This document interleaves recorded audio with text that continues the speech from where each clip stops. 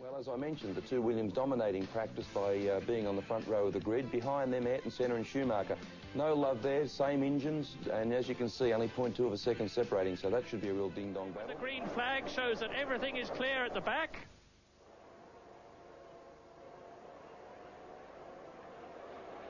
The Brazilian Grand Prix is go.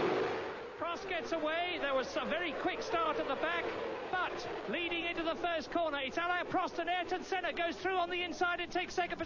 Michael Andretti went off on the... Well, there you see Michael Andretti off on the outside, and that'll be a big disappointment for him. Very short Brazilian Grand Prix, as Ayrton Senna got inside Damon Hill, quite predictably.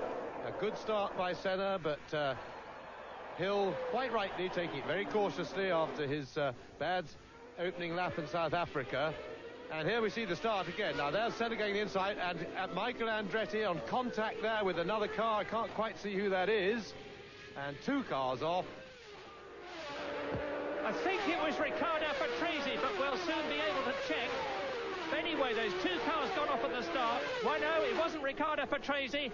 So Alain Prost, there they go. You just saw the flash of the McLaren going off, and now it was a Ferrari, so it was most likely to have been Jean Alesi, who started 9th on the grid, making a terrific start behind Andretti. But now it's Prost leading, Senna second, Damon Hill in 3rd position. In 4th place it's Alesi, so if it was a Ferrari, it was Gerhard Berger.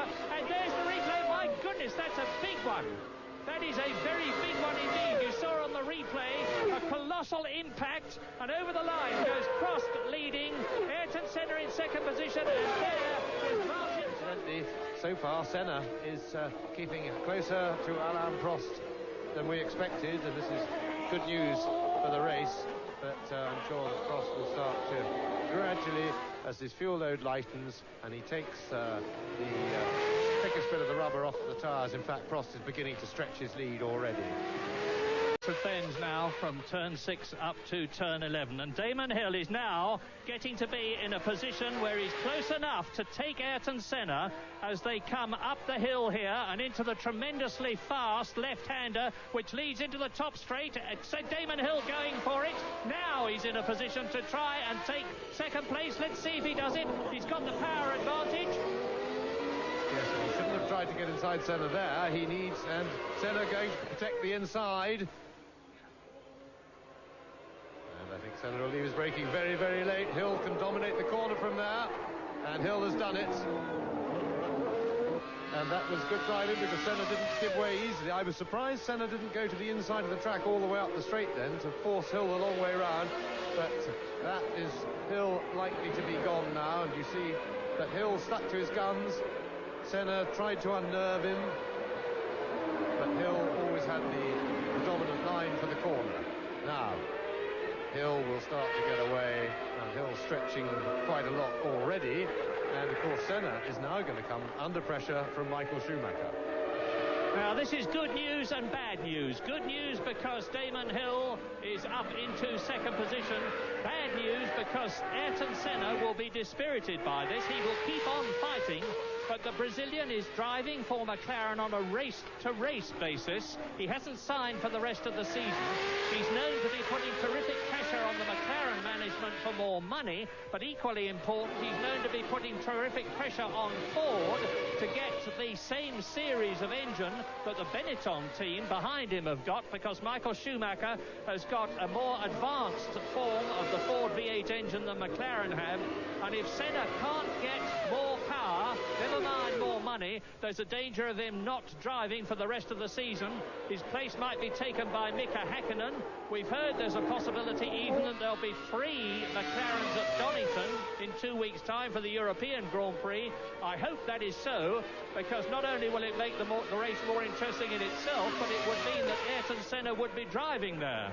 Can get right back to Senna, but he's also appeared to be relatively little threat as far as overtaking is concerned. Of course, the corner was Prost going through, still amongst the traffic, lapping Derek Warwick there. Warwick waving away. Sorry, Aguri Suzuki that was. in the footwork.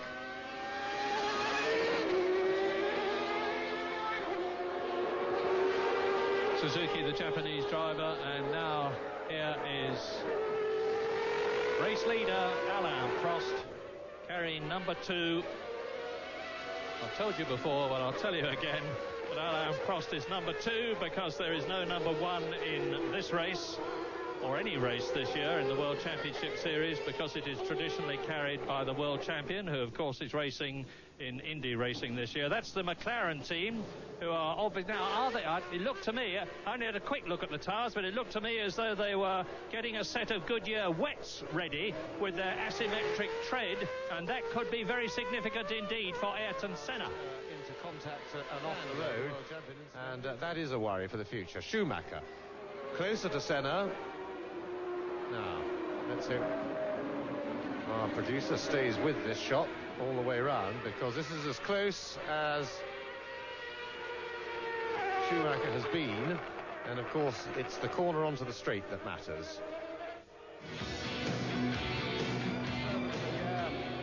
Caused by the car in front will always be a problem. Well, I wouldn't mind looking at this tyre stop. Oh, I suppose the camera's in the way, but why set it? It's a stop-go penalty. Well, well, for some reason, and I can't tell you what it is, Ayrton Senna has been penalised. He's been shown the black flag. He's been told to come in for a mandatory 10-second stop. And meantime, of course, he's really up against it now, because Schumacher has gone through up into 3rd position behind Damon Hill in 2nd place. Alain Prost, the race leader, and Leto is also up. Leto is in 4th position, and Lacey is 5th, and Ayrton Senna is starting to pick up spray. You can see the spray now of Prost tyres, and the track is getting wet. It's very interesting, James, that the one race that Ayrton Senna does not seem to do well at is Brazil.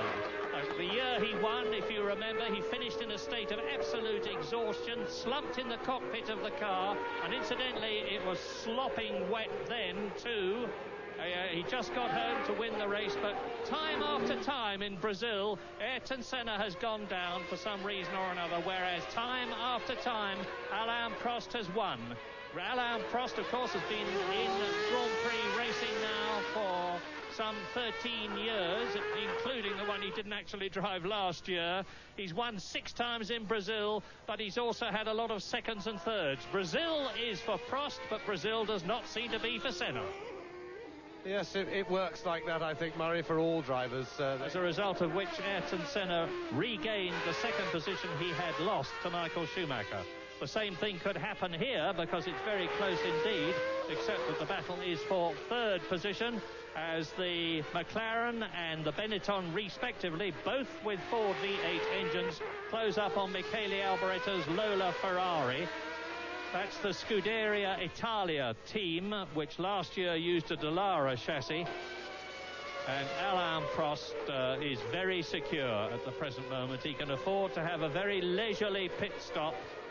And we all recall the problem. But Senna is coming in now. Is he going to put on wets, or is he going to put on more slicks? Because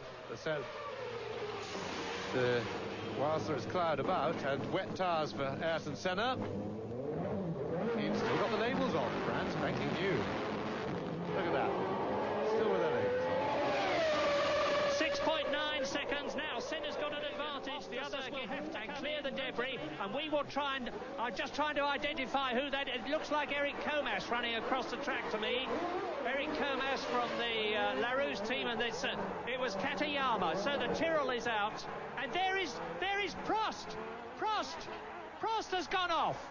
Well, this is quite amazing. And he's knocked his nose off, and I tell you what, Senna may have just done the clever thing here. He took a gamble. He came in what was probably a bit early. It's a big storm now over the circuit, but with the safety car out, Senna will be able to stay on it. And now the rules, and people sliding all over the place. Here, the track absolutely awash, and the cars literally float on these tyres, and that's going to be a bang. That was the Prost incident. That was a replay of Alain Prost going and hitting a Lacey. And there is into the pits comes the safety car. The Brazilian Grand Prix restarts on lap 38, and it's all one race. And Damon Hill sprints away over the line into the 38th lap in this 71-lap race. The course is wet. Hill is on wet. Senna is right up behind him. He's got ahead of Warwick, and now Schumacher is trying to get past the Englishman. And this is the supreme test for Englishman Damon Hill as Johnny Herbert goes into the pits and Michael Schumacher gets past Eric Warwick. So the first three in respectively Williams, McLaren and Benetton cars. Let's go back to Murray and James. Exciting one, this. For Damon Hill.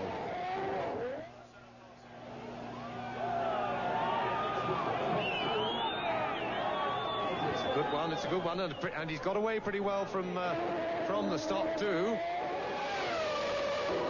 And Senna coming up the straight. Blundell, Schumacher and JJ Lato. We are seeing Ayrton Senna at his very best, AJ, aren't we? This is when he attacks the traffic. Well, what we're seeing is a relatively inexperienced guy in the world's best race car against the world's best race driver in an oh-so car. So it's going to be interesting. There's only about 13 or so laps to go, but I mean, Ayrton Senna, I mean, to catch him is one thing, but to pass him with 3 or 4 laps to go will be a job in itself. Something to look forward to. Let's go back to Murray and James. 5.5 seconds. So Mark Blundell closing down on Leto's 4th place. If McLaren win this race, it would be their 100th Grand Prix victory. But they're on lap 51 now in this 71-lap race, and that's not going to happen if Damon Hill's got anything to do with it. As you place, Johnny Herbert in 3rd position, 3rd Englishman Mark Blundell in 4th place are driving, with Michael Schumacher still behind them, but still catching, and Ford engine cars 1st and 3rd, and the Renault engine of Damon Hill in 2nd place. Blundell would pass him on the straight. Now, let's compare engine power here. Remember, of course, that Schumacher is in the slipstream. He has the benefit of a hole in the air made by the Ligier.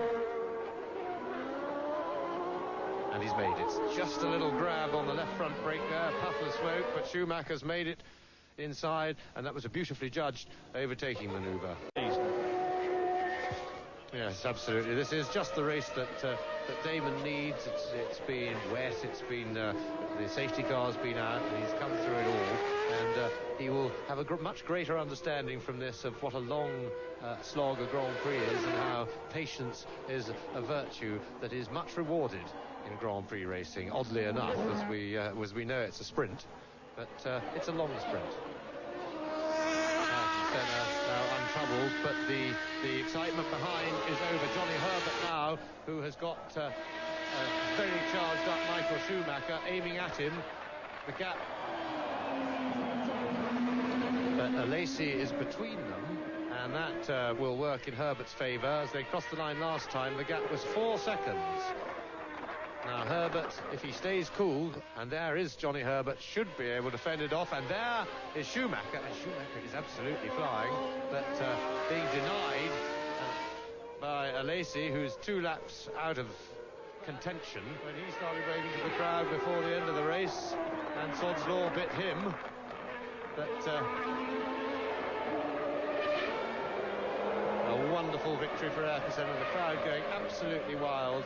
And to hell with negotiations and money. The important thing for Grand Prix racing is that this victory, if such it is, because I hate to see a driver wave before it's finished. It's so many things can trip you up, but the important thing is that this will encourage Ayrton Senna to stay for the season, and that's what we need. We don't mind what he gets paid and what his negotiations are. We want to see the best driver in Grand Prix racing, the best driver in the world by a long way. We want to see him racing in Grand Prix racing, even if it is an inferior car. As he comes to the flag, he could still beat Alain Prost for the championship.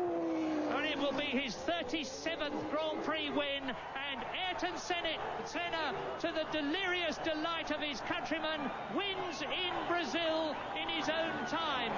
Slows right down. This is the best thing that could possibly have happened for Grand Prix racing, and Senna's looking for that Brazilian flag, which is always ready for him, and here in Brazil he's got it. Now I say this is the best thing that could possibly have happened for Grand Prix.